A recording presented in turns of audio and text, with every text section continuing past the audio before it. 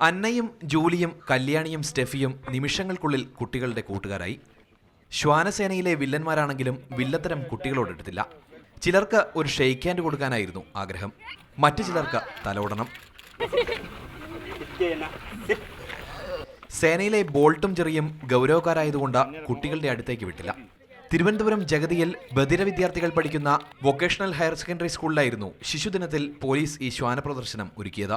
ഈ കുഞ്ഞുങ്ങൾക്ക് മറ്റൊരവസരം വെളിയിൽ കൊണ്ടുപോയി കാണാൻ പറ്റാത്ത അവസരത്തിൽ ഇവിടേക്ക് വന്ന കേരള പോലീസിന് പ്രത്യേക നന്ദി. സ്കൂൾ പരിസരത്ത് ഒളിപ്പിച്ചു വെച്ച സ്ഫോടക വസ്തു കണ്ടെത്തിയ കല്യാണിക്കും അന്നയ്ക്കും കുട്ടികളുടെ കയ്യടിയും കിട്ടി.